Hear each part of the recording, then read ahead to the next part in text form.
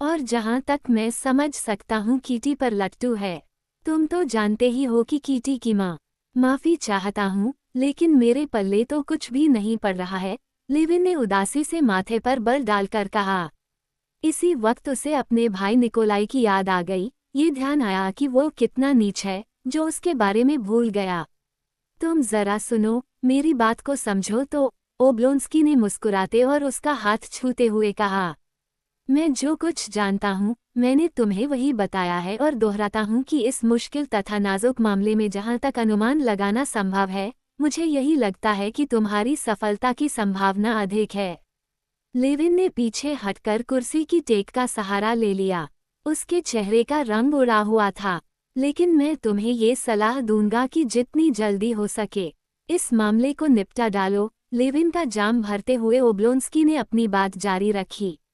नहीं, शुक्रिया, मैं और नहीं पी सकता, लेविन ने अपना जाम पीछे हटाते हुए कहा। मुझे चढ़ जाएगी। तो ये बताओ कि तुम्हारा कैसा हालचाल है।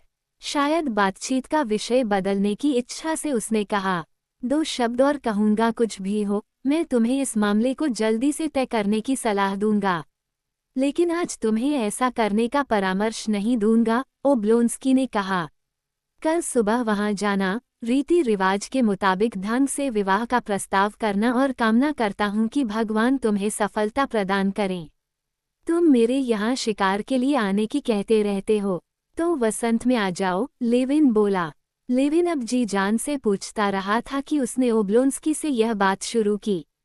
पीटर्सबर्ग के किसी अफसर के साथ मुकाबले की चर्चा और ओब्लोंस्की के अनुमानों तथा मशवरों से उसकी विशेष भावना दूषित सी हो गई थी। ओब्लोंस्की मुस्कुराया। लेविन की आत्मा की इस समय क्या दशा थी, उससे ये छिपा नहीं था। आ जाऊंगा कभी न कभी, उसने जवाब दिया। हाँ भाई, औरत ही वह धुरी है जिसके इर्द गिर्द सब कछ घूमता है। मेरा हाल भी बुरा है, बहुत बुरा है। सो भी औरतों की वजह से। तुम मुझसे लाग लपेट के बिना बात करो, उसने सिगार निकाला और दूसरे हाथ से जाम थामते हुए कहना जारी रखा। तुम मुझे सलाह दो। किस बारे में? इस बारे में मान लो कि तुम शादीशुदा हो, अपनी बीवी को प्यार करते हो, लेकिन किसी दूसरी औरत पर तुम्हारा दिल आ गया। माफ़ी चाहता हूँ, लेकिन ये चीज़ तो मेरी समझ के बिल्कुल बाहर है। वैसे ही, जैसे मैं यह नहीं समझ सकता कि अभी अभी पेट भरकर खाने के बाद मैं नानबाई की दुकान के करीब से गुजरूं और उसके यहाँ से केक चुरा लूं। ओब्लोंस्की की आंखें सामान्य से कहीं अधिक चमक रही थीं। क्यों नहीं? केक कभी कभी इतना महकदार होता है कि आदमी अपने को काबू में नहीं रख पाता। अच्छा है यदि भावना वश में कर आवेश लिए, अगर न ऐसा मैं कर पाया तो भी मैंने मजे किए, जर्मन। ये कहते हुए ओब्लोंस्की तनिक मुस्कुराया। लेविन भी मुस्कुराए बिना न रह सका। खैर, मजाक को हटाओ, ओब्लोंस्की कहता गया। तुम इस बात को समझो कि प्यारी, छोटी सी, जी जान से चाहने वाली, लाचार और एकाकी नारी ने तुम पर अपना सब कुछ न्योछावर कर डाला। अब जब तुमने अपना मतलब निकाल लिया, तुम मेरी बात को समझो तो क्या उसे उसके हाल पर छोड़ दिया जाए? मान लो कि उससे नाता तोड़ना होगा ताकि परिवार नष्ट न हो, तो क्या उस पर तरस न खाया जाए, उसे किसी किनारे न लगाया जाए, उसके दर्द को कुछ कम न किया जाए? तुम मुझे माफ़ करना, पर तुम्हें मालूम ही है कि मेरे लिए सभी औरतें 2 किस्मों में बटी हुई हैं।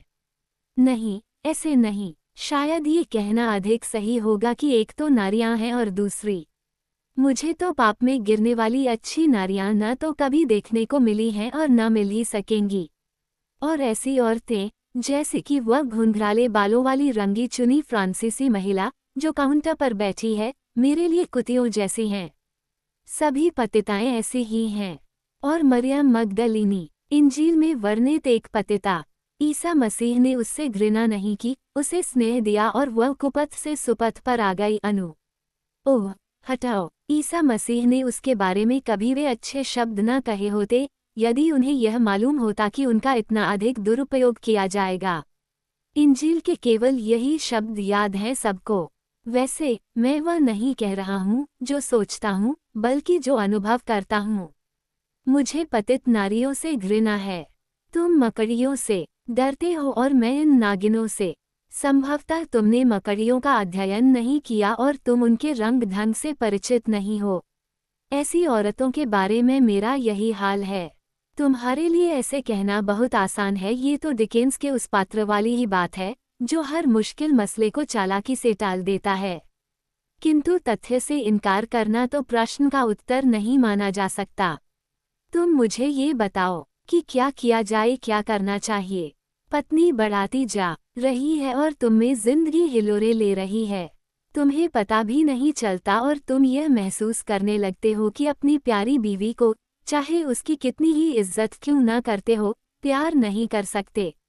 इसी वक्त अचानक तुम्हारे जीवन में प्यार सामने आ जाता है और बस तुम कहीं के नहीं रहे, मारे गए। ओब्लोंस्की ने उदासी भरी हताशा के साथ कहा। लेविन व्यंग्यपूर्वक मुस्कुराया। हाँ, मारे गए, ओब्लोंस्की कहता गया। लेकिन किया क्या जाए, केक न चुराए जाएं। ओब्लोंस्की खिलखिलाकर हंस दिया। ओ नैतिकता के पुजारी, लेकिन तुम बात को समझो तो। तुम्हारे सामने दो औरतें हैं, एक केवल अपने अधिकारों की मांग करती है और ये अधिकार है तुम्हारा वह प्रेम जो तुम उसे दे नहीं सकते। लेकिन दूसरी औरत तुम्हारे लिए सब कुछ कुर्बान कर देती है और किसी चीज की मांग नहीं करती। ऐसी हालत में तुम क्या करोगे? क्या करना चाहिए तुम्हें? यहाँ बड़ा भयानक ड्रामा हो जाता है। अगर तुम इस मामले में मेरे दिल की बात जानना चाहते हो तो मैं कहूँगा कि इसमें किसी तरह का ड्रामा नहीं है। इसका कारण बताता हूँ। इसलिए कि प्रेम, दोनों तरह के प्रेम, जैसा कि तुम्हें याद होगा, अफलातून जिनकी अपने सिंपोजियम में चर्चा करता है, लोगों के लिए कसौटी का काम देते हैं। कुछ लोग केवल एक प्रेम को समझते हैं और दूसरे दूसरे को। और वे लोग जो दुनियावी प्रेम को समझते हैं, ये तो बेकार ही ड्रामे की बात करते हैं। ऐसी मोहब्बत में कोई ड्रामा नहीं हो सकता। मज़ा देने के लिए तुम्हारा बहुत बहुत शुक्रिया, बस खत्म ड्रामा। भावनात्मक प्रेम के लिए इस वजह से कोई ड्रामा नहीं हो सकता कि ऐसे प्रेम में सब कुछ स्पष्ट और निर्मल होता है। क्योंकि इसी वक्त लेविन को अपने पापों और उस मानसिक संघर्ष की याद आ गई जिसे वह अनुभव कर चुका था। उसने अचानक इतना और कह डाला, वैसे शायद तुम्हारी बात ही ठीक हो, बहुत संभव है, किंतु मैं नहीं जानता, बिल्कुल नहीं जानता। देखा न तुमने, ओब्लोंस्की बोला, तुम पूरी तरह एक ही सांचे के आदमी हो। ये तुम्हारा गुण भी है और अवगुण भी। खुद तुम में दोरंगापन नहीं है और चाहते हो कि पूरे जीवन का ऐसा ही ढंग हो, मगर ऐसा तो होता नहीं। तुम सार्वजनिक कार्यालयों की गतिविधियों का इसलिए मुंह चिढ़ाते हो कि उनकी करनी हमेशा ध्येय के अनुरूप होनी चाहिए, किंतु ऐसा होता नहीं। इसी तरह तुम चाहते हो कि व्यक्ति की गतिविधियों का भी हमेशा कोई लक्ष्य होना चाहिए, ताकि प्यार और पारिवारिक जीवन सदा एक ही हो, मगर ऐसा होता नहीं। जीवन की सारी विविधता, सारी मधुरता और सारी सुंदरता छाया और प्रकाश का परिणाम होती है। लेविन ने गहरी सांस ली और कोई जवाब नहीं दिया। वह अपने ही मसलों में खोया हुआ था और ओब्लोंस्की की बातों की ओर कोई ध्यान नहीं दे रहा था। अचानक दोनों ने यह महसूस किया कि बेशक वे दोस्त हैं, बेशक उन्होंने साथ साथ खाना खाया और शराब पी है, जिससे उन्हें एक दूसरे के और अधिक निकट आ जाना चाहिए था, फिर भी हर कोई अपने में ही उलझा हुआ है और एक दूसरे से कोई मतलब नहीं है। ओब्लोंस्की खाने के बाद निकटता के बजाय इस अत्यधिक अलगाव को कई बार अनुभव कर चुका था और जानता था कि ऐसी हालत में उसे क्या करना चाहिए। बिल लाओ, उसने बैरे को पुकार कर कहा और पास के कमरे में चला गया। वहाँ एक परिचित एड.डी. कैंप से फौरन उसकी भेंट हो गई और वो उसके साथ एक अभिनेत्री और उसके अन्नदाता के बारे में बातचीत करने लगा। एड.डी. कैंप के साथ बातचीत करके ओब्लोंस्की को उसी क्षण लेविन से हुई बातचीत से राहत और चैन मिला। लेविन के साथ बातचीत से वह हमेशा दिल दिमाग पर बड़ा तनाव महसूस करता था। तातार बैराई कुछ देर बाद 26 रूबल और कुछ कोपेक का बिल लेकर आया। टिप के पैसे इसके अलावा थे। कोई और वक्त होता तो देहात में रहने वाले किसी भी व्यक्ति की तरह अपने हिस्से के 14 रूबलों का बिल देखकर लेविन सन्नाटे में आ जाता, लेकिन इस वक्त उसने इसकी तरफ कोई ध्यान नहीं दिया। बिल चुकाया और श्वेचेरबात्स्की परिवार के यहाँ जाने के लिए, जहाँ उसके भाग्य का निर्णय होने वाला था, कपड़े बदलने को अपने घर चल दिया। अन्ना करेनीना, अध्याय 12 भाग 1। प्रिंसेस कीटी श्वेरबात्स्काया 18 साल की थी। इस जाड़े में वह पहली बार दावतों महफिलों में जाने लगी थी। ऊंचे समाज में उसे अपनी दोनों बड़ी बहनों की तुलना में तथा उसकी मां की आशा से भी अधिक सफलता मिल रही थी। न केवल ये कि मास्को के बॉलों में नाचने वाले लगभग सभी तरुण कीटी पर जान छिड़कते थे, बल्कि पहले ही जाड़े में विवाह का प्रस्ताव कर सकने वाले ढंग के दो व्यक्ति लेविन और उसके जाने के फौरन बाद काउंट व्रोंस्की सामने आए। जाड़े के शुरू में लेविन के प्रकट होने, उसके अक्सर श्वेरबात्स्की परिवार में आने और कीटी के प्रति साफ तौर पर प्यार करने के फलस्वरूप कीटी के भविष्य के बारे में उसके माँ बाप के बीच पहली गंभीर बातचीत और प्रिंस तथा प्रिंसेस में वाद विवाद हुआ। प्रिंस लेविन के पक्ष में थे और उनका कहना था कि कोटी के लिए वे लेविन से बढ़कर और किसी की कामना नहीं कर सकते। प्रिंसेस मामले से दामन बचाकर निकल जाने की नारी सुलभ अपनी आदत के मुताबिक ये कहती रहीं कि कीटी अभी बहुत छोटी उम्र की है, कि लेविन किसी तरह भी यह जाहिर नहीं करता कि इस सिलसिले में उसका कोई संजीदा इरादा है, कि कीटी उसके प्रति कोई अनुराग नहीं रखती तथा उन्होंने इसी तरह के कई दूसरे बहाने पेश किए। लेकिन प्रिंसेस ने मुख्य बात नहीं कही कि वे बेटी के लिए बेहतर वर की राह देख रही हैं, कि लेविन उसके मन को नहीं छूता, कि वे उसे समझ नहीं पाती। जब लेविन अचानक ही चला गया तो प्रिंसेस बहुत खुश हुई और बड़ी शान से अपने पति से बोली, देखा, मैं ठीक कहती थी ना। जब व्रोंस्की सामने आया तो वे और भी ज्यादा खुश हुई और उनका यह विचार और भी अधिक पुष्ट हो गया कि कीटी को केवल अच्छा ही नहीं बल्कि बहुत बढ़िया वर मिलना चाहिए। मां के मतानुसार तो व्रोंस्की और लेविन के बीच कोई तुलना ही नहीं हो सकती थी। मां को लेविन के अजीब और उग्र विचार, ऊंचे समाज में उसका अटपटापन, जो उनके अनुसार घमंड का नतीजा था, तथा जैसा कि वे समझती थीं, पशुओं और किसानों से संबंधित गांव का जंगली सा जीवन पसंद नहीं था।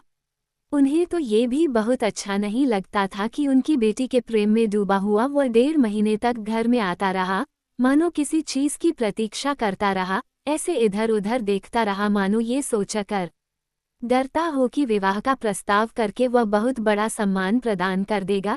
इतना भी नहीं समझता था कि अक्सर उस घर में आने पर, जहां ब्याह शादी के लायक लड़की हो, उसे अपने मन का भाव प्रकट करना चाहिए और फिर कुछ भी कहे सुने बिना अचानक चला गया। यही गनीमत है कि वह कुछ खास आकर्षक नहीं है, कि कीटी उससे प्रेम नहीं करने लगी है, माँ सोचती थी। व्रोंस्की कीटी की माँ की सभी इच्छाओं के अनुरूप था। वह बहुत धनी था, समझदार था, खानदानी था, राजदरबार के शानदार फौजी रुतबे की ओर बढ़ रहा था तथा बड़ा मनमोहक व्यक्तित्व था उसका। उससे बेहतर किसी बात की कामना नहीं की जा सकती थी। बॉलों में व्रोंस्की स्पष्टतः कीटी के प्रति अपना लगाव दिखाता था, उसी के साथ नाचता था और कीटी के घर आता था। ऐसा मानना संभव था कि उसके इरादे की संजीदगी के बारे में कोई शक ही नहीं हो सकता। किंतु इसके बावजूद माँ इस पूरे जाड़े में बहुत बेचैन और विवल रहीं। खुद प्रिंसेस की तो 30 साल पहले मौसी की मार्फत शादी हुई थी। वर, जिसके बारे में पहले से ही सब कुछ स्पष्ट था, लड़की के घर पहुंचा, उसने लड़की को देखा और उसके घरवालों ने उसे भी देखा। मौसी ने दोनों पक्षों पर पड़ने वाले आपसी प्रभाव की जानकारी प्राप्त करके उन्हें उसके बारे में बताया। प्रभाव अच्छा पड़ा था। इसके बाद एक नियत दिन वर ने लड़की के माता पिता के सामने प्रस्ताव किया और इस प्रत्याशित प्रस्ताव को स्वीकार कर लिया गया। सब कुछ बहुत आसानी और सीधे सादे ढंग से हो गया। कम से कम प्रिंसेस को तो ऐसा ही प्रतीत हुआ।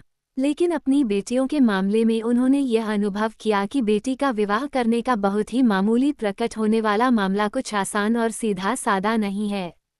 दोनों बड़ी बेटियों दारिया और नतालिया की शादी करने के मामले में ही कितनी तरह के डर भय का सामना करना पड़ा था, कितने इरादे बनाए और बदले गए थे, कितना पैसा खर्च करना पड़ा था और कितनी बार पति से झगड़े हुए थे। अब सबसे छोटी बेटी के ब्याह के लायक होने पर फिर वैसे ही डर भय, वैसे ही संदेहों, बल्कि बड़ी बेटियों की तुलना में अधिक संदेहों तथा पति के साथ अधिक झगड़ों का मुंह देखना पड़ा रहा था। सभी पिताओं की तरह बूढ़े प्रिंस अपनी बेटियों की इज्जत और पाकीज़गी के मामले में बहुत ही संवेदनशील थे।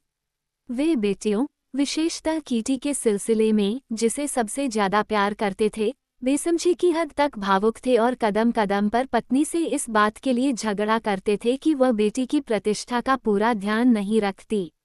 प्रिंसेस बड़ी बेटियों के वक्त से ही इस चीज की आदी हो चुकी थी, लेकिन अब वो महसूस करती थी कि प्रिंस की इतनी अधिक संवेदनशीलता सर्वथा साधार है। उन्होंने देखा कि पिछले कुछ समय में ऊंचे समाज के तौर तरीकों में बहुत सी चीजें बदल गई हैं, कि माँ के कर्तव्य और भी ज्यादा मुश्किल हो गए हैं।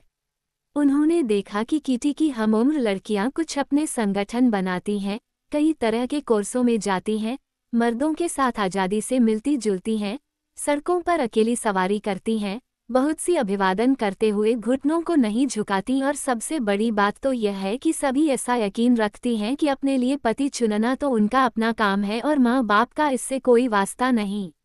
अब तो पहले की तरह लड़कियों की शादी नहीं की जाती, ये सभी युवतियां ऐसे सोचती और कहती थीं और कुछ बड़े बूढ़ों का भी यही हाल था। लेकिन अब बेटियों की शादी कैसे की जाती है, प्रिंसेस किसी से भी यह मालूम नहीं कर सकती थीं। फ्रांसीसी प्रथा, जिसके मुताबिक माँ बाप बच्चों के भाग्य का निर्णय करते हैं, मान्य नहीं थी, उसकी आलोचना की जाती थी। अंग्रेजी प्रथा की लड़कियों को पूरी आज़ादी दी जाए, ये भी अमान्य थी और रूसी समाज में असंभव थी। सगाई की रूसी प्रथा बेहुदा मानी जाती थी और उसका सभी, खुद प्रिंसेस भी मजाक उड़ाती थीं।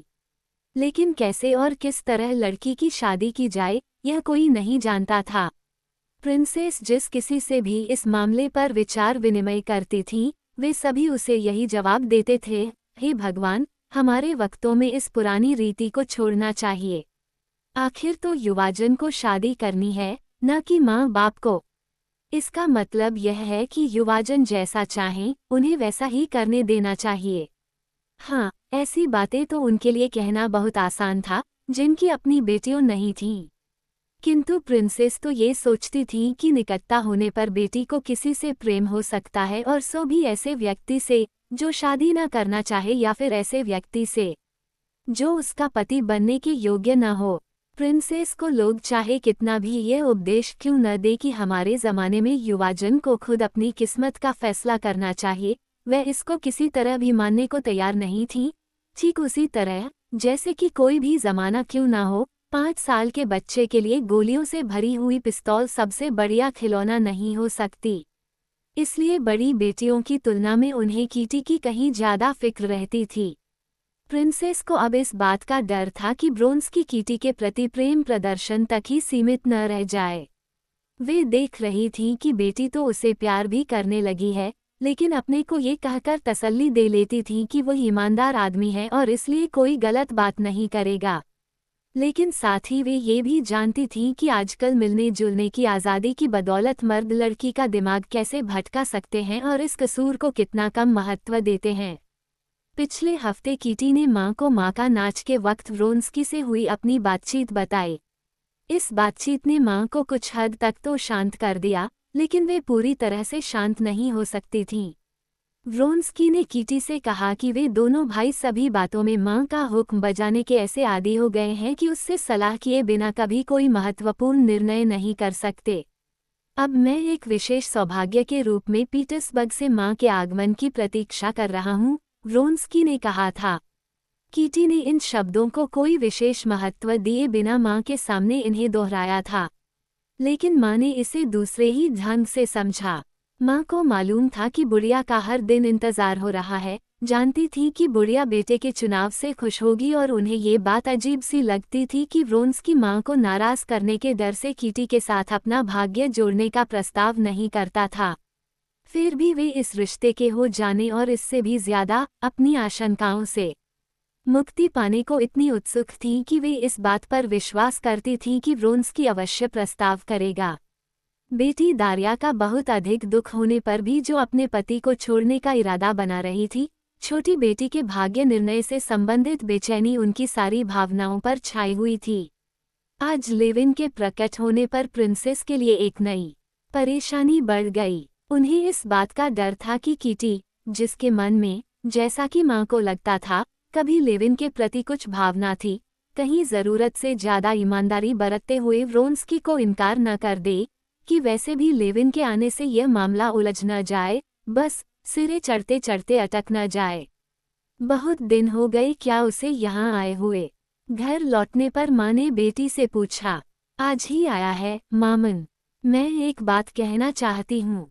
माँ ने कहना शुरू किया और उनके चेहरे पर गंभीरता और सजीवता की झलक से कीटी ने फौरन यह अनुमान लगा लिया कि माँ क्या कहेंगी। माँ, कीटी ने लज्जारुन होते और जल्दी से उनकी ओर मुड़ते हुए कहा, कृपया इस बारे में कुछ भी नहीं कहिए। मैं जानती हूँ, सब कुछ जानती हूँ। कीटी भी वही चाहती थी जो माँ चाहती थी, लेकिन माँ की इच्छा के पीछे छिपी भावनाओं से उसके दिल को ठेस लगती थी। मैं सिर्फ इतना कहना चाहती हूँ कि एक को उम्मीद बंधाकर, माँ, प्यारी माँ, भगवान के लिए कुछ नहीं कहिए। बहुत भयानक लगता है इस बारे में बात करना। अच्छी बात है, नहीं करूँगी, नहीं करूँगी, बेटी की आंखों में आंसू देखकर माँ ने कहा। लेकिन सिर्फ इतना ही, मेरी लाडली, कि तुमने मुझसे अपनी कोई भी बात न छिपाने का वादा किया है। नहीं छिपाओगी न, कभी, और कोई भी बात नहीं छिपाऊंगी, कीटी ने पुनः लज्जारुन होते और माँ से नजर मिलाते हुए जवाब दिया। लेकिन अभी तो मेरे पास बताने को कुछ नहीं है। अगर मैं चाहती, मुझे मालूम नहीं कि क्या और कैसे कहूँ। मैं नहीं जानती, नहीं, ऐसी आंखों के साथ वह झूठ नहीं बोल सकती। बेटी की बेचैनी और सुख पर मुस्कुराते हुए माँ ने सोचा।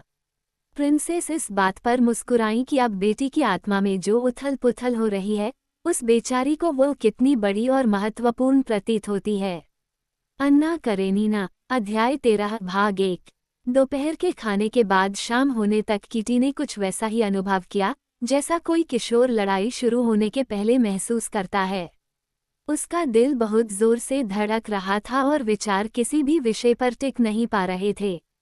वह महसूस कर रही थी कि आज की शाम, जब लेविन और व्रोन्स्की पहली बार मिलेंगे, उसके जीवन में निर्णायक होनी चाहिए।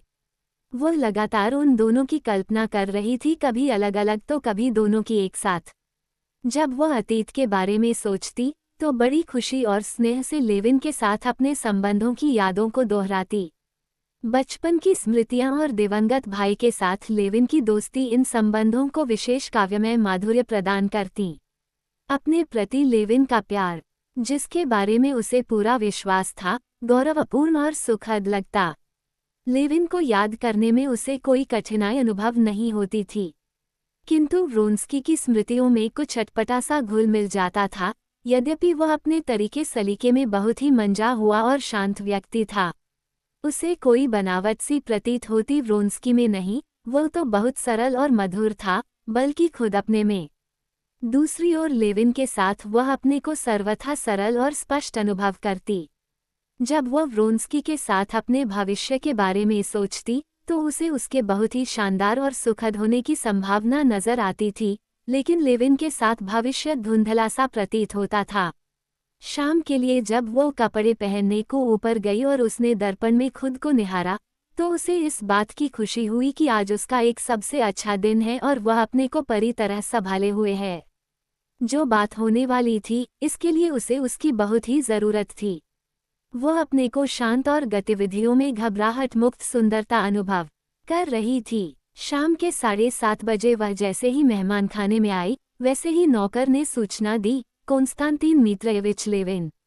प्रिंसेस अभी अपने ही कमरे में थी और प्रिंस भी बाहर नहीं आए थे। वही बात है, कीटी ने सोचा और उसका दिल बहुत ही जोर से धक धक करने लगा। दर्पण में